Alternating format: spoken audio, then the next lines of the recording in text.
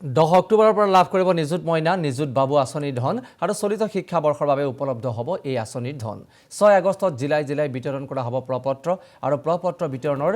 কেন্দ্ৰীয় অনুষ্ঠানত থাকিব মুখ্যমন্ত্ৰী শিক্ষামন্ত্ৰী শ্ৰীমন্ত শংকৰদেৱ কলাক্ষেত্ৰত 6 আগষ্টত হ'ব এই অনুষ্ঠান 14 আগষ্টত মুকলি হ'ব প্ৰপত্ৰ দাখিলৰ নিৰ্দিষ্ট পোৰ্টেল নিযুত মইনা বাবু আঁচনিৰ প্ৰপত্ৰ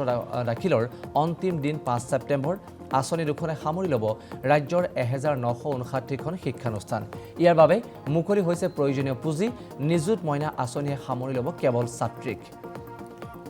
আৰু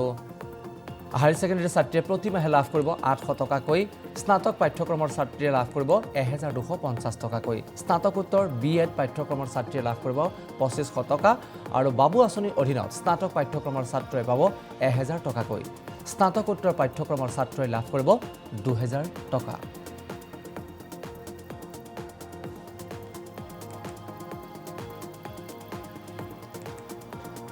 আমি জনাইছো 10 অক্টোবৰৰ পৰা লাভ কৰিব নিযুত মইনা আৰু নিযুত বাবু আঁচনিৰ ধন চলিত শিক্ষাবৰ্ষৰ বাবে উপলব্ধ হ'ব এই আঁচনিৰ ধন 6 আগষ্টত জিলাই বিতৰণ কৰা হ'ব প্ৰপত্ৰ আৰু প্ৰপত্ৰ বিতৰণৰ কেন্দ্ৰীয় অনুষ্ঠানত উপস্থিত থাকিব মুখ্যমন্ত্ৰী উপস্থিত থাকিব শিক্ষামন্ত্ৰীও শ্ৰীমন্ত শংকৰদেৱ কলাক্ষেত্ৰত 6 আগষ্টত হ'ব এই অনুষ্ঠান 14 আগষ্টত মুকলি হ'ব প্ৰপত্ৰ দাখিলৰ নিৰ্দিষ্ট পোৰ্টেল নিযুত মইনা বাবু আঁচনিৰ প্ৰপত্ৰ দাখিলৰ অন্তিম দিন হৈছে 5 ছেপ্টেম্বৰ এই আঁচনি দুখনে সামৰি ল'ব ৰাজ্যৰ 1959খন শিক্ষানুষ্ঠান ইয়াৰ বাবে মুকলি হৈছে প্ৰয়োজনীয় পুঁজি নিযুত মইনা আঁচনিয়ে সামৰি ল'ব কেৱল ছাত্ৰীক হায়াৰ ছেকেণ্ডাৰী ছাত্ৰীয়ে প্ৰতি মাহে লাভ কৰিব 800 টকাকৈ স্নাতক পাঠ্যক্ৰমৰ ছাত্ৰীয়ে লাভ কৰিব 1250 টকাকৈ আৰু স্নাতকোত্তৰ বিএড পাঠ্যক্ৰমৰ ছাত্ৰীয়ে লাভ কৰিব 2500 টকাকৈ বাবু আঁচনিৰ অধীনত স্নাতক পাঠ্যক্ৰমৰ ছাত্ৰই পাব 1000 টকা স্নাতকোত্তৰ পাঠ্যক্ৰমৰ ছাত্ৰই লাভ কৰিব 2000 টকা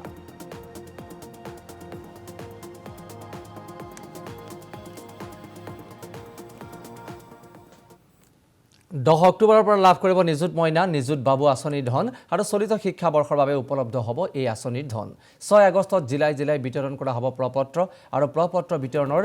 কেন্দ্ৰীয় অনুষ্ঠানত থাকিব মুখ্যমন্ত্ৰী শিক্ষামন্ত্ৰী শ্ৰীমন্ত শংকৰদেৱ কলাক্ষেত্ৰত 6 আগষ্টত হ'ব এই অনুষ্ঠান 14 আগষ্টত মুকলি হ'ব প্ৰপত্ৰ দাখিলৰ নিৰ্দিষ্ট পোৰ্টেল নিযুত মইনা বাবু আঁচনিৰ প্ৰপত্ৰ দাখিলৰ অন্তিম দিন 5 ছেপ্টেম্বৰ আঁচনি দুখনে সামৰি ল'ব ৰাজ্যৰ 1959খন শিক্ষানুষ্ঠান ইয়াৰ বাবে মুকলি হৈছে প্ৰয়োজনীয় পুঁজি নিযুত মইনা আঁচনিয়ে সামৰি ল'ব কেৱল ছাত্ৰীক আৰু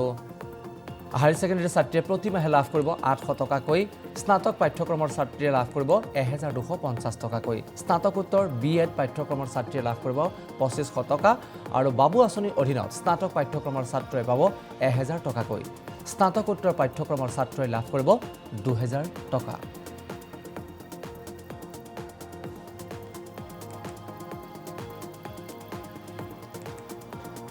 আমি জনাইছো 10 অক্টোবৰৰ পৰা